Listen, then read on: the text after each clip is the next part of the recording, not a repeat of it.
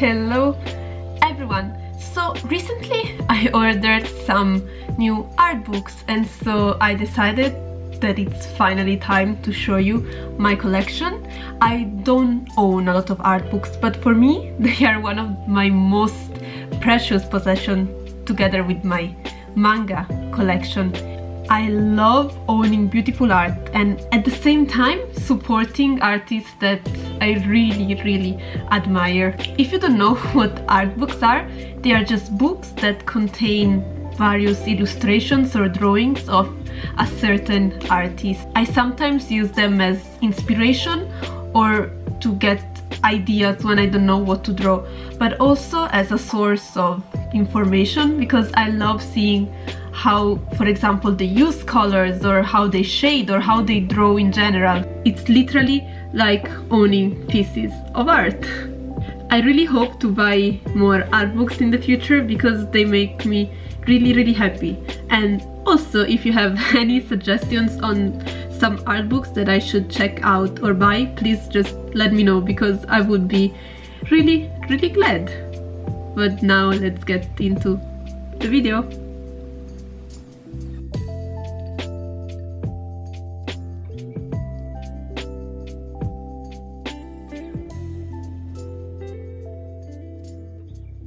The first book is from the author of Pandora Hearts, Jun Mochizuki. I have all the manga volumes, but I read them so much time ago that I forgot the story. I'm actually also not sure if I read the last volume. However, this doesn't change the fact that the art is stunning. I'm so amazed by the coloring. She used Copic markers for all illustrations and I know how difficult it is to make it look so smooth because I own them too. Also, the line art is impeccable, the details are mesmerizing. I love especially how at the end there are a lot of pages filled with rough sketches because seeing the finished product after observing the sketch and to see the work put into it amazes me so much.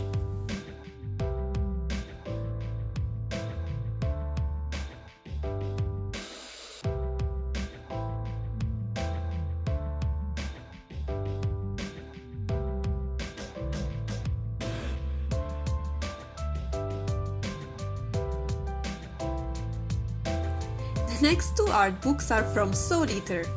Soul Eater was one of the first anime I ever watched and I always loved its weird atmosphere and also the particular drawings. The story revolves around Maka, Black Stars and Death the Kid and their weapons, who happen to be humanoids. I don't remember much else unfortunately, but I know I liked it. All the drawings have such interesting compositions and I love the color choice in a lot of them.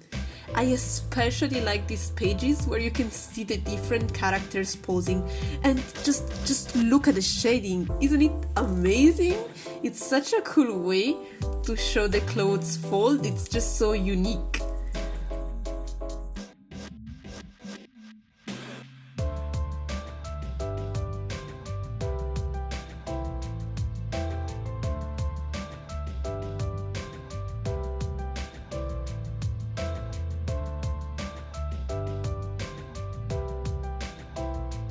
One page that also surprised me is this one, like, hello? A collaboration with the author of Full Metal Alchemist? I'm just living for this.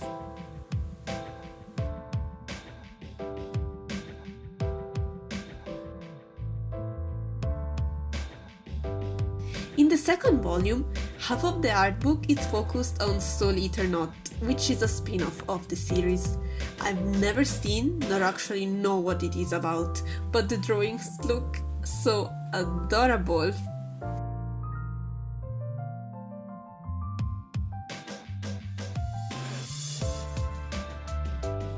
Also, fun fact that you may or may not know, this is the same author of Fire Force, and you can actually see how some of the drawings look very similar to some of the characters of this new anime.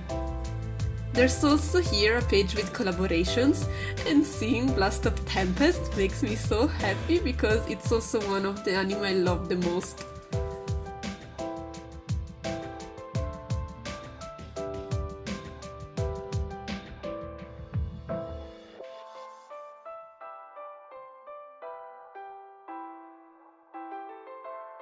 Next artbook, we have a collection of illustration from d.grayman. The camera just doesn't do justice to the drawings. In real life, the colors are stunning. Also here, most of the illustrations are colored with Copics, and you can see the texture and how nicely they have been blended together. I have only respect for people who can color using these markers. Take these pictures. Look at how the folds of the clothes have been colored.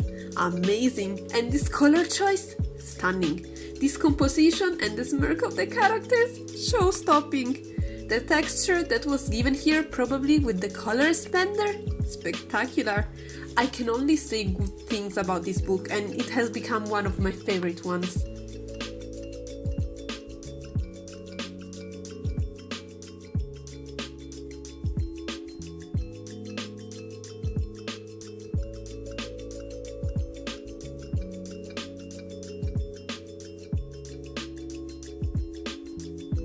Fifth art book is from the author of the Promised Neverland, Posuka Demizu. The illustrations are kinda sketched, most of the time almost unfinished, but the perspective and backgrounds are so detailed. Look at this ship, look at how many tiny details. All pictures tell a story, and some of them are extremely creative. Enjoy, for example, this donut space station, this fish submarine, or this pothouse. Also, I noticed they really like wings. Very big, fluffy, gigantic wings.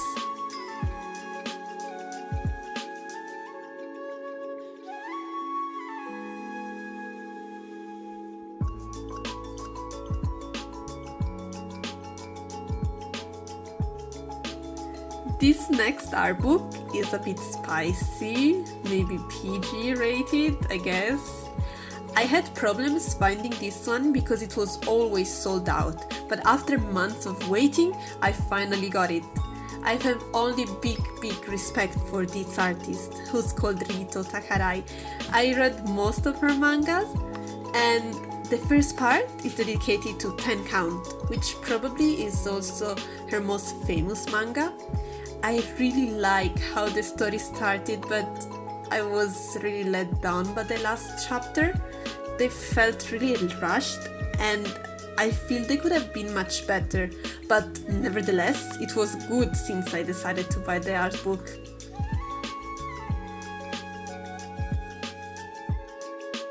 Near the end of the book, we have a lot of illustrations from other of her stories, and look at how beautiful and soft the drawings are. I could spend hours looking at these pretty boys. Also, the colors and design here, so stunning.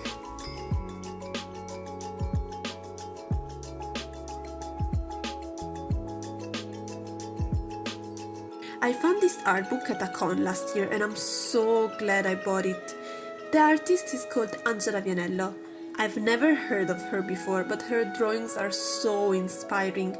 I love the use of color, and the illustrations look so moist, which I actually know it's not something everyone may like. The art book is such a nice ride from start to finish, and I really like how you can find both cartoonish but also more realistic drawings. Here are some close-up of my favorite ones.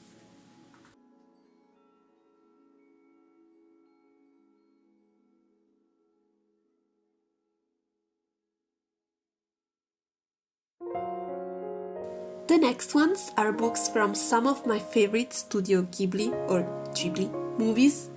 All these movies are my childhood. I adore them and watch them countless times. The books show scenes of the movies, but also how everything came to be, from sketches to production. So I can't really say they're strictly art books, but I think of them as such.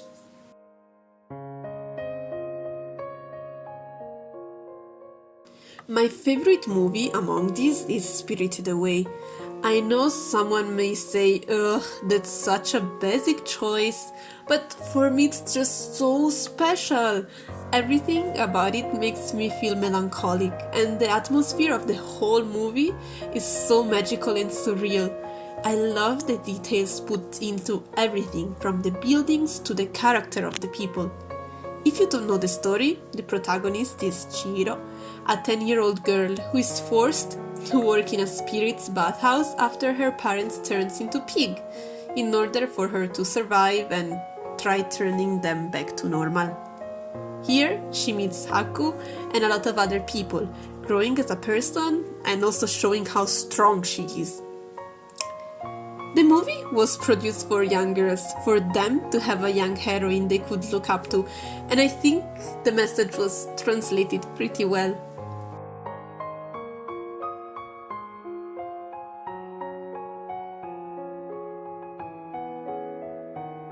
The second book is about Howl's moving castle.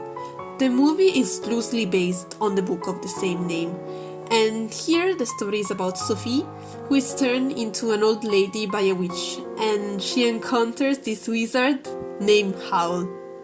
Now, let me set this straight. Howl just set the bar for men too high. He's a wizard, he will cook breakfast for you, and can even give you a magical garden. You're lying if you watch this movie and you didn't fall for him, because just look. But jokes aside, this book has some of the best and most beautiful scenes of the movie.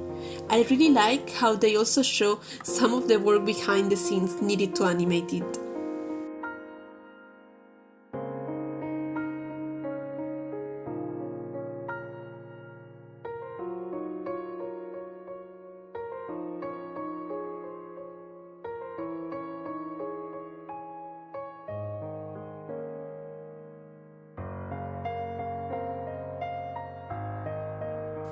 One thing I really like about Ghibli movies is that there's usually never a good and a bad person. Take Princess Mononoke for example.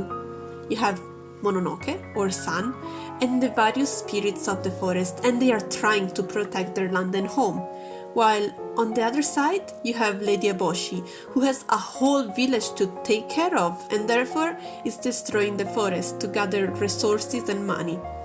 You can clearly see why both sides do what they do, and in the end it's up to you deciding who to see as the hero or the villain.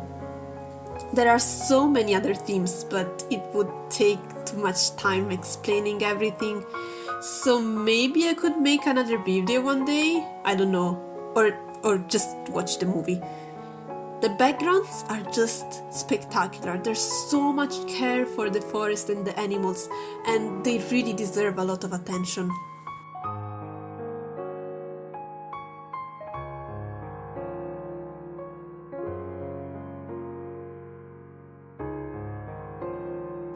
I just remembered a tweet I saw the other day. I know how Haku was everyone's first Ghibli crush, but Ashitaka was on some whole other level. When he cut his hair and took his shirt off and bent a sword with his bare hands and called a woman beautiful at sword point and defied God and man, I felt it. And if this doesn't make you want the movie even more, I just don't know what to tell you. And this concludes the tour. I hope you enjoyed the video and that it wasn't boring. I never did this kind of video before, but nevertheless I really loved sharing with you people something I care about, that I'm really passionate about.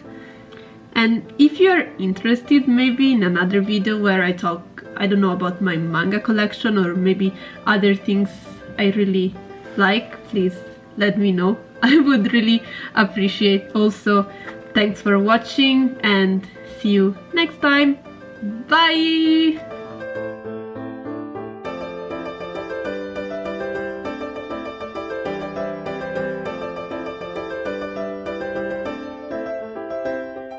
Because no, tutto sbagliato!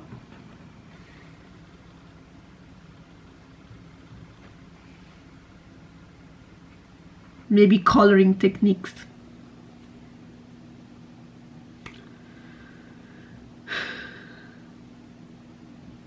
Of art. Dio, che cringe. No.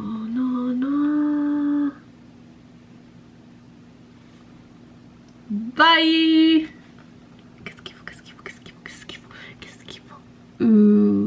Che schifo. Io vabbè, basta, basta.